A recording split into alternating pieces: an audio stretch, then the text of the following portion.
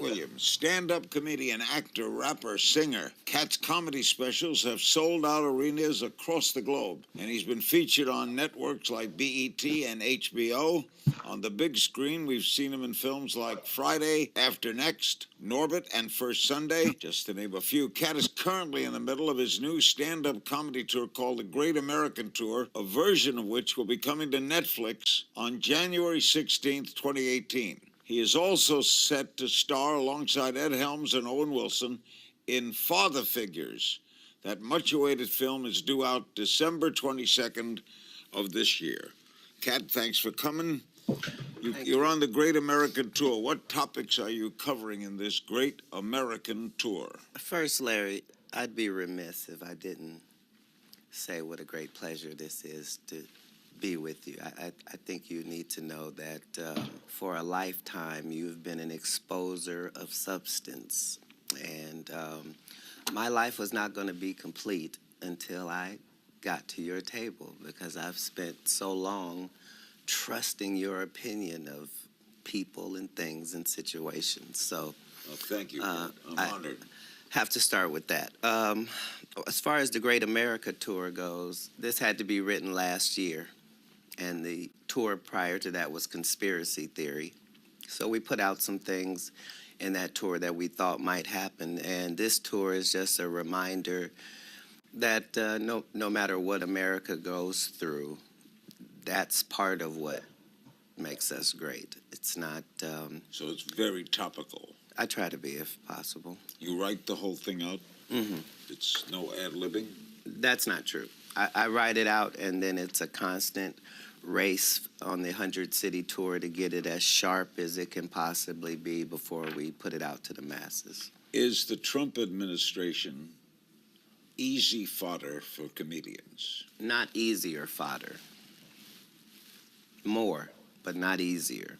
As comedians, we like things to be on the fringes.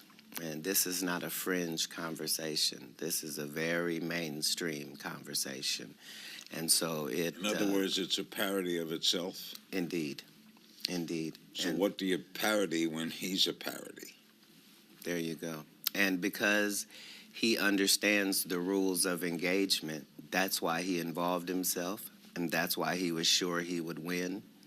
If you build yourself on a philosophy that most people are stupid and then you win, it's not a lot of win in that. In your act, do you run into many Trump supporters? I don't feel a different way about a Trump supporter than I do a Clinton supporter.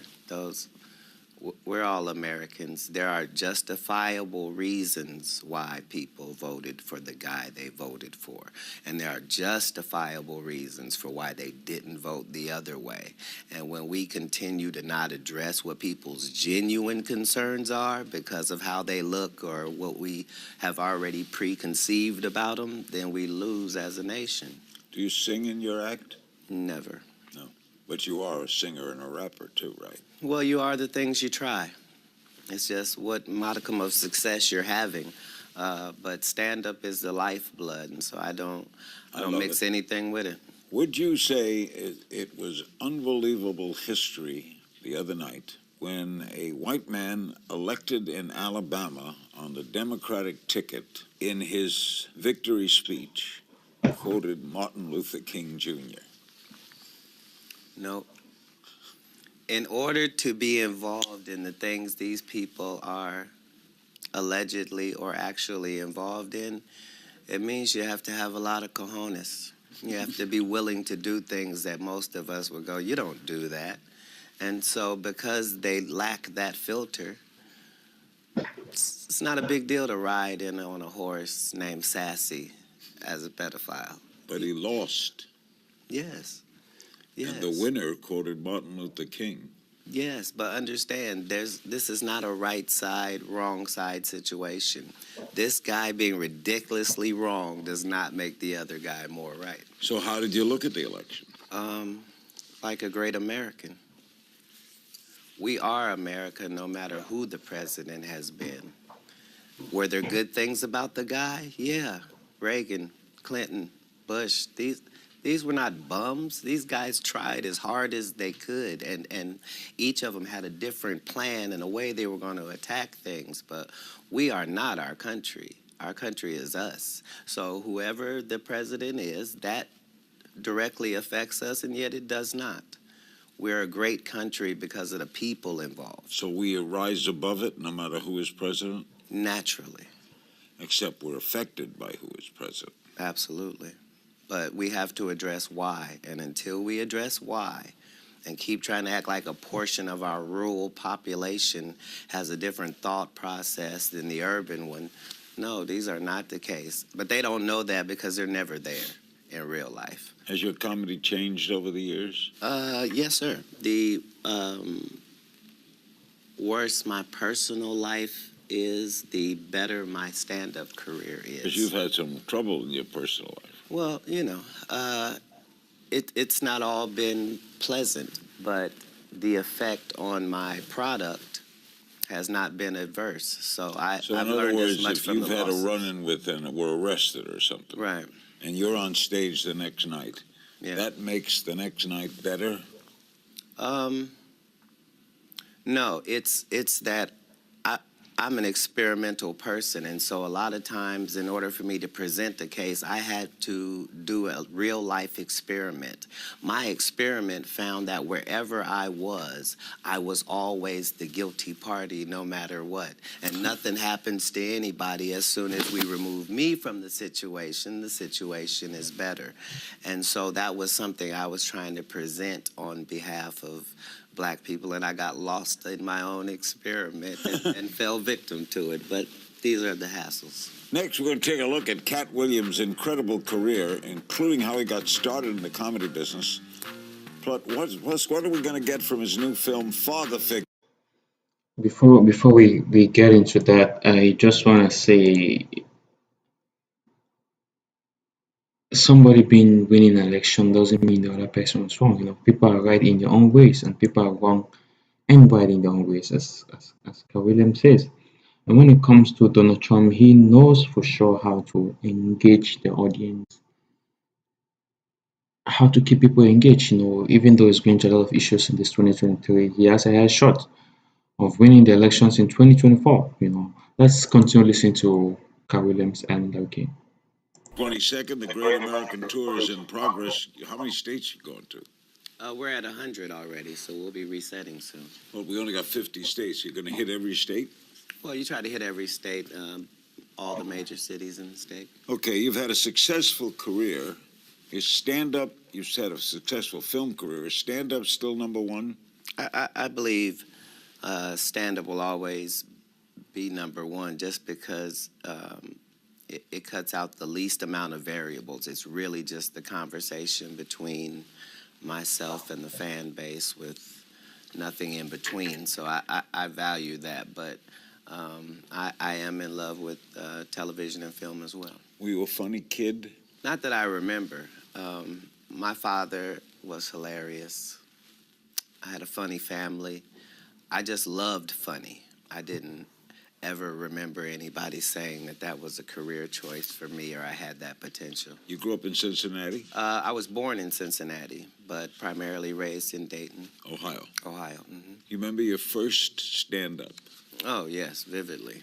Where was it? It was in a place called Ruskin, Florida, and I was out with some friends who were older than me, and they decided they were going to a club afterwards, and I'm the youngest in the group. Everybody's of age, 21 or over, and I'm not. I'm 16. Nobody knows that. I'm already away from home. This is a big deal. We're in line, and I'm realizing I'm going to get here, not have the ID, and have to answer for this with my group. And then people are going past the line, and they're not standing in line. They're telling this guy, I'm a comedian, and they're getting right in. So I join that line to be told, okay, you're number 5. That doesn't mean anything to me. I get in the club, and I find out this is a comedy competition, and I am comedian number 5, and you have to do 5 minutes. And so I got up, and I just talked about being the only black guy in a white town and what that was like for 5 minutes. And I won. But I won $25, and I remember thinking I was pretty good at that. Too bad it doesn't pay anything, and I didn't do it again for 6 years. That's a great story. Your new film, Father Figures, is getting solid reviews. You play a hitchhiker? Yes, Is it a funny movie? hilarious. The cast is You got Ed Helms and Owen Wilson. Like, you don't need anything else for a comedy. That will get the job done. The fact that there's Glenn Close and J.K. Simmons and Christopher Walken and Ving Rhames and Terry Bradshaw is overkill. Christopher Walken's enough. Yeah, thank you. Did you have fun doing that? So much fun. A great set, great director, great script. It's rare when everything lines up. First film in a while, right? About 48 months. Do you like playing someone else? I appreciated the fact that I really had to be an actor on this. A lot of times as a stand-up comedian, the easiest thing to do is to bring that persona to a character, and yet on this one it was necessary to turn him all the way down to zero and then maneuver. So it was really Very good to be able funny to writing. act. Yeah, well done. You've always played comedic roles. Would you want to try and tackle a serious role? Yes, drama is always an important thing, but I'm a diehard comedy supporter. I take seriously the fact that comedy is the bastion of Hollywood, that if it were not for our genre, that it could not exist. It brings so much joy to the world. It is not to be viewed as a stepping stone. So I'd like to stay in comedy until I finally feel like I'm always doing a great job. After the break, funny fan encounters, guilty pleasures, childhood celebrity crushes, all in a game of If You Only Knew with Katt Williams. Father Figures will be out December 22nd, and I'll be there that day to see it. You know, Katt Williams never considered himself as being funny, even though he tried his first stand-up comedy. That teaches us that in life you never give up. No matter the challenges, no matter the issues that you're going through in life, you never give up. Always keep up the game. No matter what challenges and issues you're facing. He never found himself funny, but he's a big comedian. Whenever Katt Williams has a show, he fills the whole stadium. You know.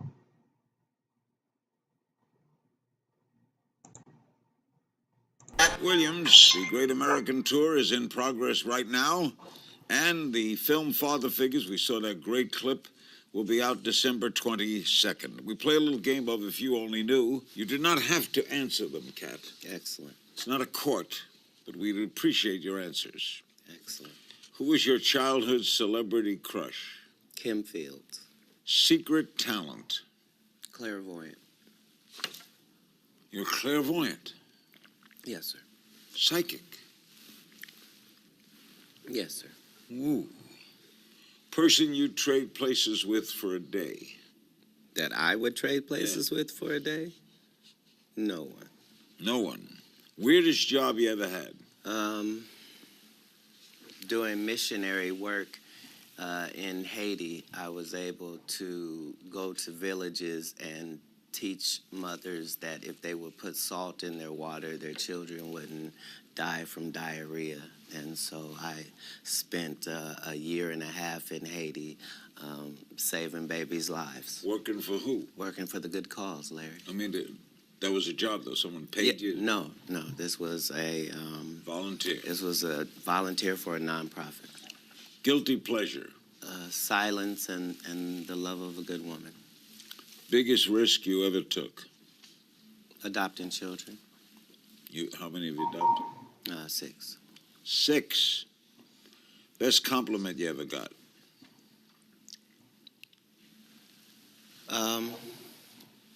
You're good enough. What never fails to make you laugh? People smiling. Worst piece of advice you ever got? Don't ever change. Something you wish you were better at? Dealing with liars. Best perk of being a celebrity?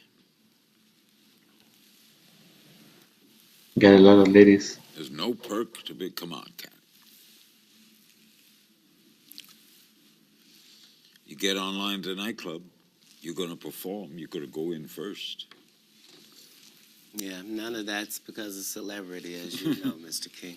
Who would you like to be stranded on a desert island with? An excellent swimmer. That's the best I've heard yet. Thank you. Strangest fan encounter. I met a fan, and she explained to me very definitively that she was my biggest fan. And I explained to her that couldn't be the case. I've slept with most of my biggest fans. I tell her, she wouldn't, everything I said, she was like, no, it's really me. And then she reveals her leg, and she has a life-size, it's almost a tattoo of me that she has on her leg. And I then conceded that she was my biggest fan. Did you take it any further? No, out of respect for her and myself, I did. Something you long believed to be true but realized wasn't. Well, as one of the main opponents of the Illuminati, I always wanted to know what information they had that we didn't. And I found out, I was always wondering how our God could have been so thrown off by a story of a tree and fruit. And then I found out that that's not the case at all. Adam was God's son, which means Eve was his daughter. And if they have sex, that ruins everything. And that's what happened. And that's a piece right there. Excellent observation. Thank you. For sure. I never thought about it that way though. I never thought about it that way. You know, the perks of being a celebrity star is you get a lot of privileges, and also people like if you do a video, it easily blows up. You know, that's the perks of being a popular celebrity star, Mr. Cat.